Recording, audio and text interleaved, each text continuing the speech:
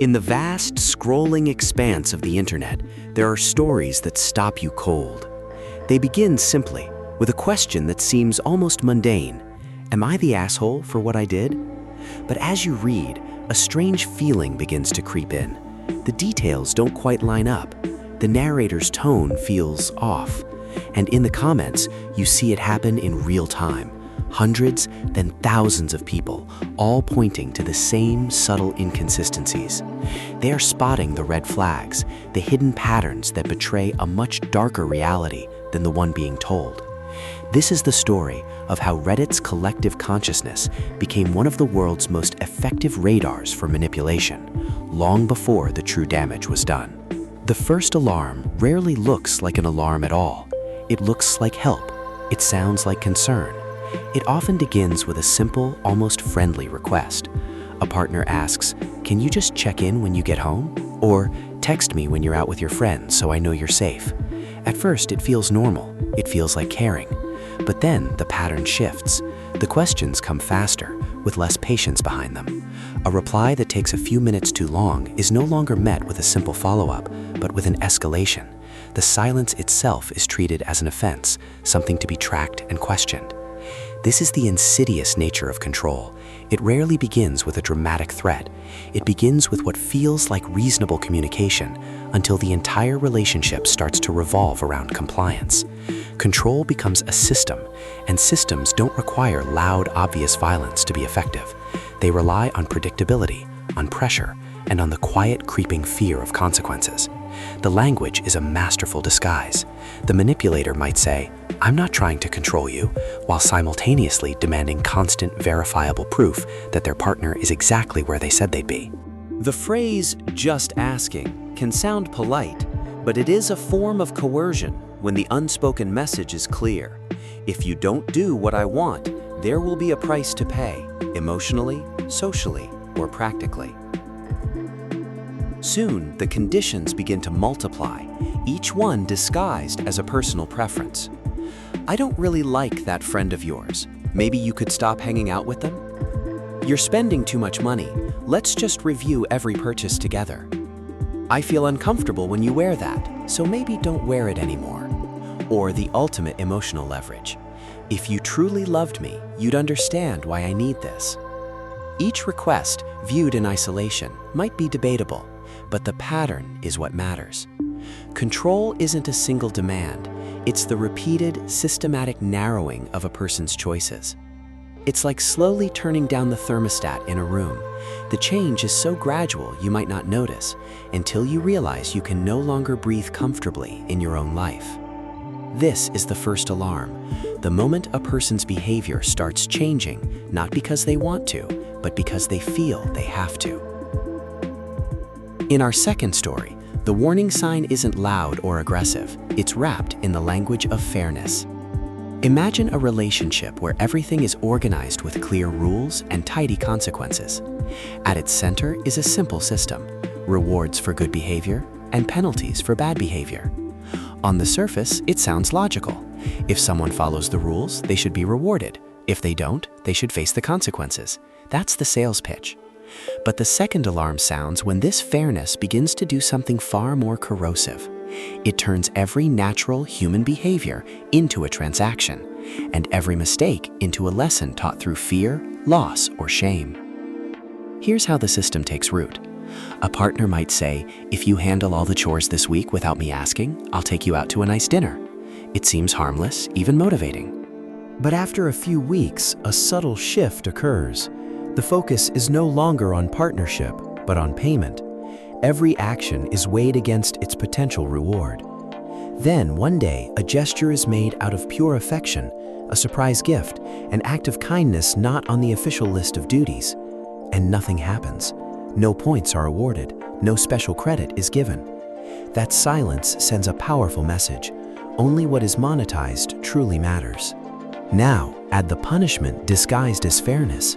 The rules state you only get my affection if you meet my expectations. So when something goes wrong, one missed chore, one late arrival, one forgotten promise, the consequence is swift and framed as simple justice. The partner might say, "Well, it's only fair. You didn't meet the requirement."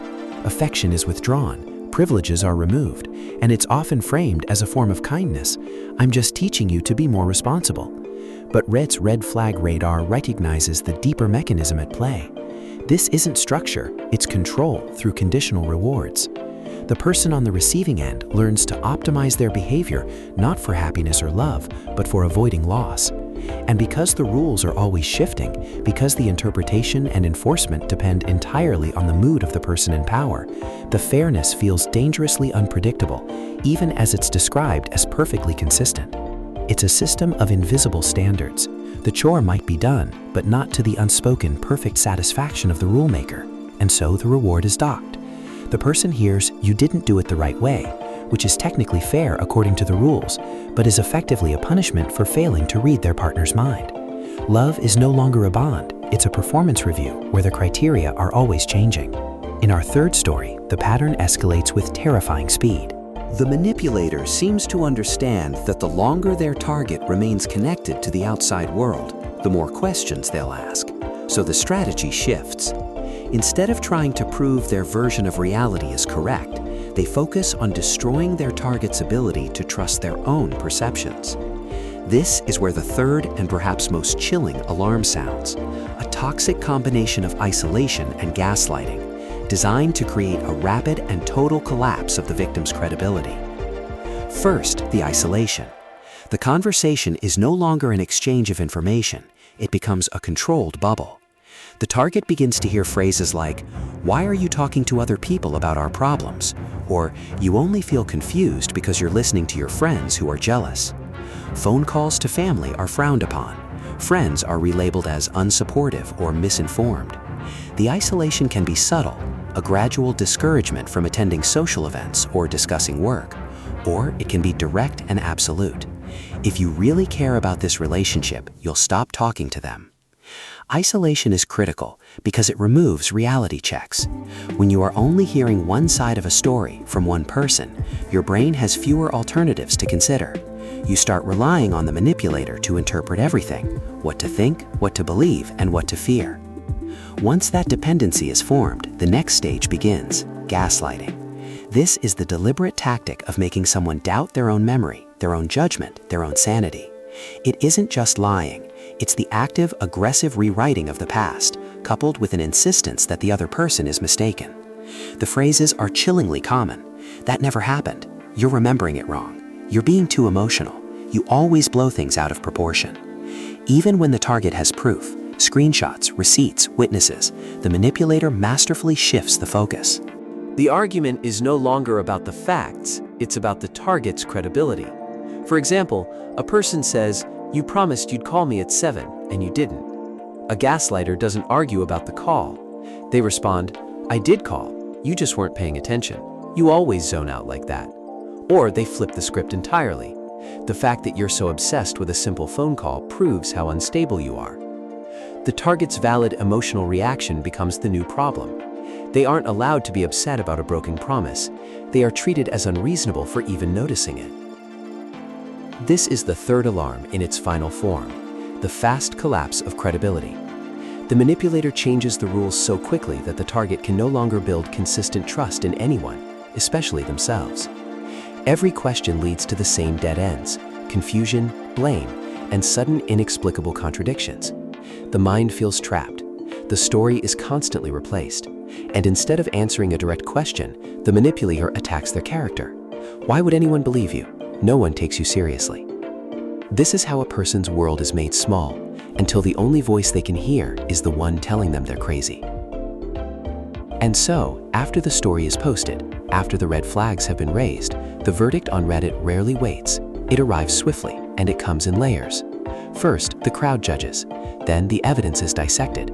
And finally, the fallout spreads to everyone who touched the story. This is why people say Reddit always finds the truth. It isn't magic, it's a process. It's a workflow for uncovering deception. Most viral posts on subreddits like "Am I the Asshole?" begin with a single confident claim. Here's what happened. The post is often framed emotionally. Someone feels wronged, someone is suspicious, someone is acting irrationally. From there, the community acts as a jury. They weigh motive, context, and intent. They look for behavioral patterns, stonewalling, manipulation. coercion. They hunt for inconsistencies. The verdict isn't a single judgment, but a spectrum of probabilities. This seems exaggerated. The timeline doesn't add up. I've seen this exact pattern before. The most effective commenters don't just state their opinion, they explain their reasoning, using logic, social norms, and plausible alternative explanations. This red flag radar is tuned to a handful of repeating signals. Inconsistencies in the story, a detail that changes from one paragraph to the next.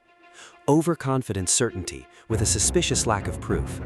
A self-justifying narration, where the writer anticipates every objection and preemptively dismisses it. And of course, the behavioral tells. A refusal to accept boundaries, a demand for loyalty, a consistent pattern of blaming others for their own choices. Once a few users point out a single inconsistency, the thread becomes a collective investigation. And in that shared light, the darkest parts of a story, the parts the narrator tried so hard to hide, are finally brought out into the open for everyone to see.